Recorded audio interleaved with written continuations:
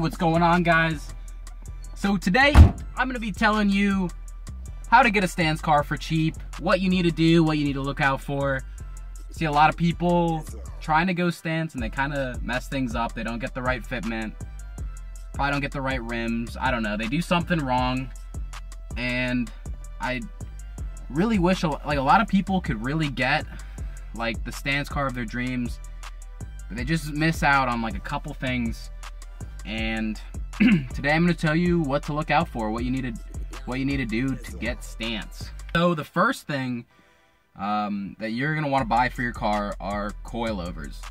Coilovers ultimately are going to make your car look better. Any car that looks low, always going to look better. Now I know that's subjective. Everyone likes coilovers. That's the first thing you're going to buy. You're probably going to end up buying, I don't know, Racelands or Megan Racing coils or something like that. They're fine. They're really not that bad. Everyone hates on Raceland coilovers or Megan Racing because they're not stiff enough and they're too bouncy. I've had my Racelands for a year now, and I will admit, like, they are pretty bouncy when I'm slammed. But the key word there is slammed. Like, when you go low on coilovers, it's really hard to have a comfortable ride, and especially if you're going low, you're probably not even looking for a comfortable ride. Really trying to get those hot boy points. You already know I'm trying to get those hot boy points all day. So send it on the Racelands.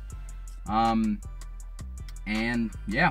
Second important thing you're gonna need for a cheap stance car: rims. Rims make or break your car. When you bring your car to a car show, the first thing people are going to be looking at are your wheels. Like, a lot of people like deep wheels, flat faces. There's so many different options.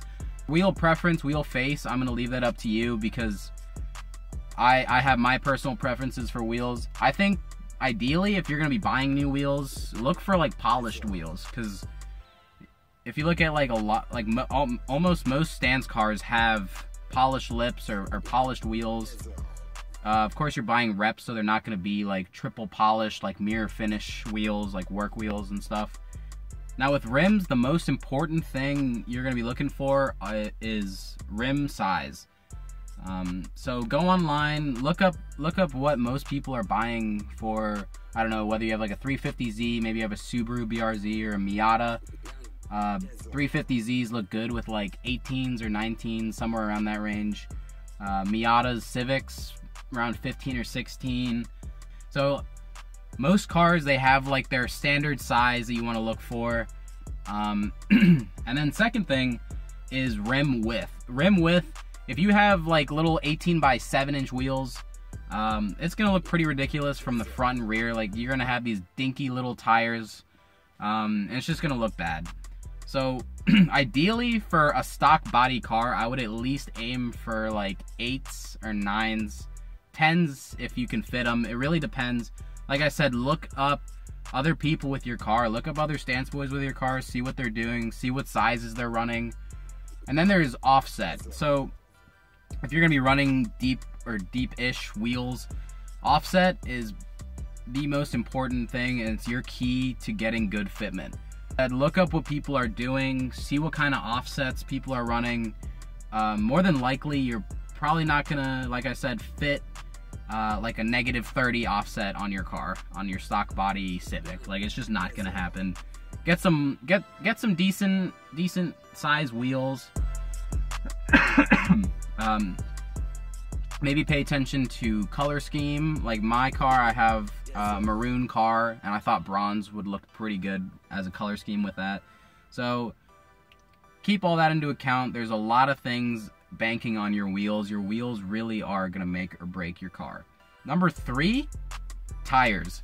Tires are, again, another super important part of having a stance car.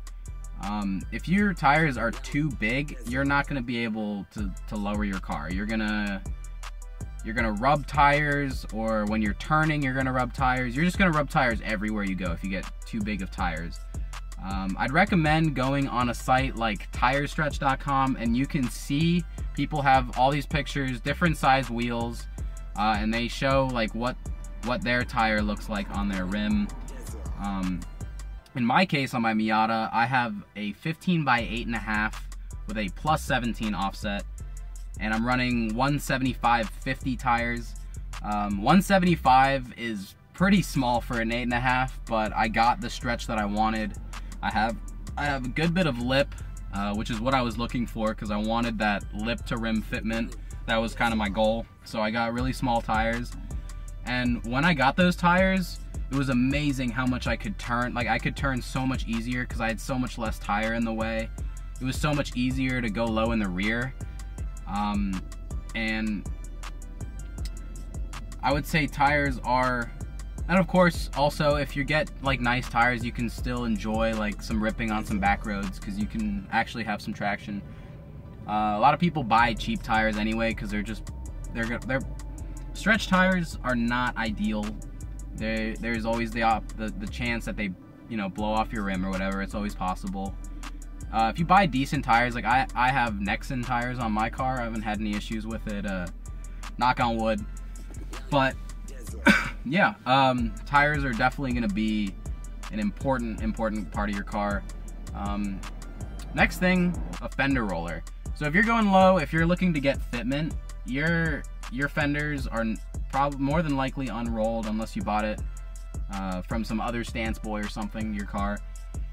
You're gonna need to roll your fenders. There's no way you're gonna get good fitment without rolling your fenders. If you want to go stance, that's just something you're gonna have to do. Kind of hurt a little bit doing mine because my paint was cracking and stuff. I probably didn't do it correctly, but it's fine. My car's wrapped now, I don't care. But yeah, definitely gonna have to roll your fenders, or else you're just gonna have a terrible time. You're gonna be rubbing everywhere. You're not gonna be able to turn. It's gonna be terrible. Now, other than that, those are the basic things that you need to have a stance car. Other than that, you can choose to put an exhaust. I have an exhaust on my car from eBay. I don't care. Personally, I don't think you need to spend the big bucks to have a nice car. You can modify your car for cheap. I've spent $2,000 on my car, probably around that, and that's the price of like one set of real wheels. I have wrap. A new wrap job makes my car look so much cleaner. I actually was able to get it into a car show, Import Expo DC, last year, and it looked fine. It looked great. I have rep wheels, but they look good. They fit right. I got the right size tires. I got stretch tires, and I have an exhaust, and that's it. That's all I have done to my car. And I'm not saying it's the greatest looking Miata ever, but I think it looks good personally. I think a lot of people would agree. So you don't have to spend tons of money on your car to make it look right. If you're gonna buy used wheels and stuff like that, send it. You might need to get like some spacers to make them fit right. You might need an alignment when you get your car lowered. There's lots of things that you don't really anticipate when you get your car lowered. When you lower your car, especially if you're going real low, you're gonna put your car way out of alignment. Like, it's just gonna happen. So be prepared. You're probably gonna frame bang.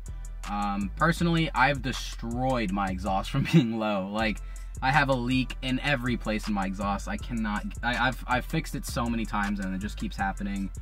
You're gonna break stuff. It's gonna happen. But at the end of the day, you just need to go send it. So anyway, I think that about wraps it up for today. So I'll see you guys in the next video. Peace.